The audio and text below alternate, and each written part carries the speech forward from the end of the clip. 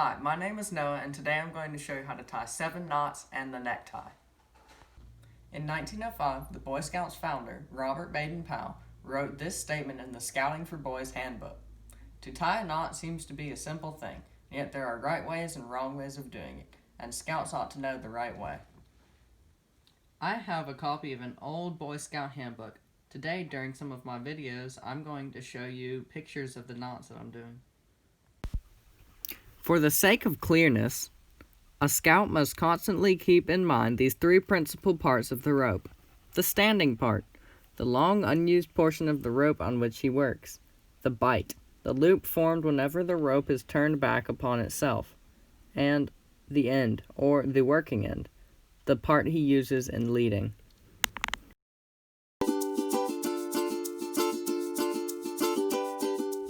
The square knot is a very useful knot that can be used for securing packages and joining 2 ropes together. It works best to use 2 ropes of the same diameter.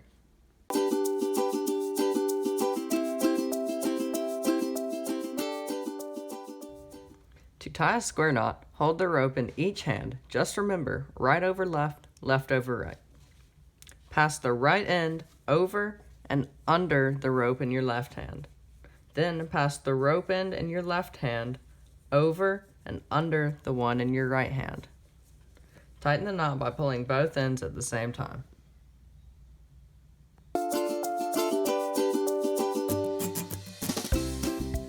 The bowline knot is a knot that is extremely secure and can take a lot of pressure. It forms a loop that cannot slip. This is the type of knot that you would use if you need to secure a rope around your waist or someone else's waist for rescue. With practice, you can even learn to tie this knot one-handed.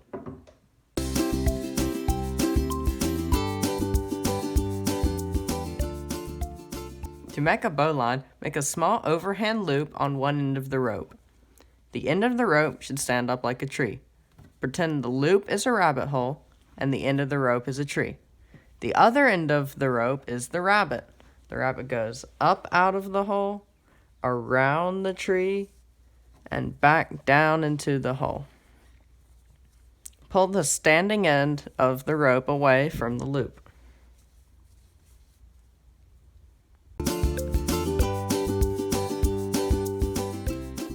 A sheep bend is the preferred knot for tying 2 ropes of the same or different diameters together. It is very similar to the bowline.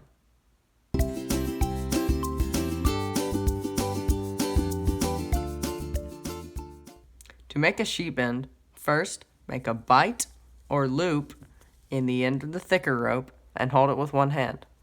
Pass the running end of the other rope through the loop from underneath and then take the end around and behind the loop. Bring the end across the front of the first bight and tuck it under its own standing part. Pull the knot tight.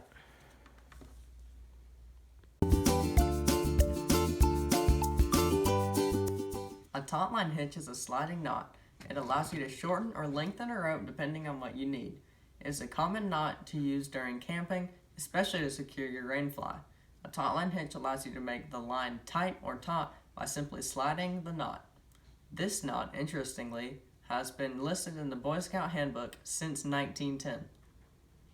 To tie a taut line hitch, you first go around the tree with your rope. Then you're going to go under your standing end with your running end. Then you're going to do 2 loops on your standing end. You go over and through with your running end. And once again, over and through with your running end. Then you're going to make a D with your standing and running end, like so. Then you're going to take what's left of your running end, push it through the D, and tighten everything down to make a taut line hitch. If tied correctly, the taut line hitch won't slip when you pull on it, but you can still tighten it to and away from your tree or tent stake, however much you want.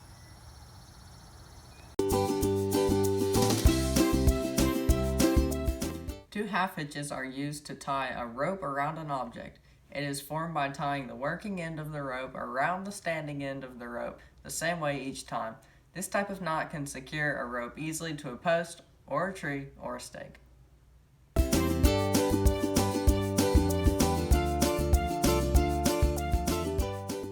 To tie a 2/2 hitch, you do the same operation twice. You take the running end, put it over, around, and through the standing end. You do the same thing. Take the running end and go over, around, and through the standing end. Then tighten it up, and you have a 2/2 hitch. Now I'm going to show you how to tie a 2/2 hitch outside. To tie a 2/2 hitch, you first put your rope around a tree, then you take your working end and go over, around, and through. And since you're basically tying the same knot twice, you tighten this down and tie the exact same thing again, over, around, and through. That's how to tie a 2/2 hitch.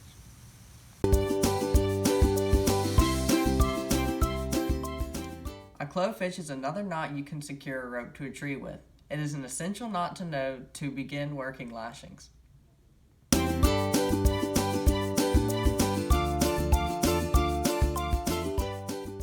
To tie a clove hitch, you first go around your pole, you go over your line to make an X, then you take this around and go through your X.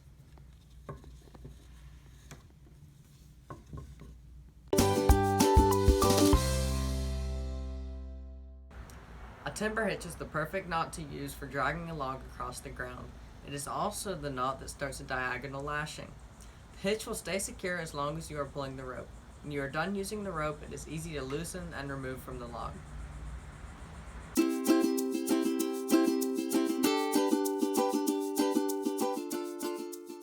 To tie a timber hitch, you first put your rope around a log, then you make a bite in one end of your rope, wrap the rope around itself 3 or 4 times.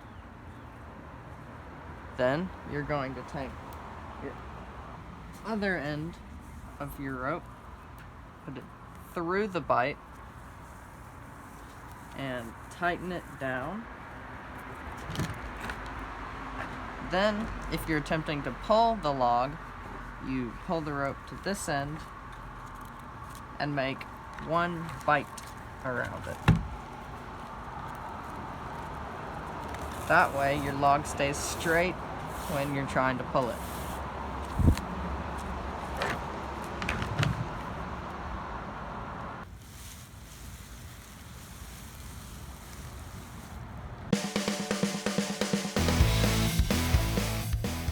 Chances are you're going to need to get a job one day, and that means you're going to need to look nice for the interview. So here's how to tie a necktie. My dad showed me how to tie this necktie. This style is called a half Windsor. Here's how to tie a necktie. To tie a necktie, you want to have the fat end about 14 inches longer than the skinny end. At least that's what it is for me. You go over with the fat end, up and through with the fat end, and you hold your knot, go around with the fat end, go over your knot, leave your fingers in, and you go up and through with the fat end. You go back down through your loop that you have. And that's how to tie a necktie.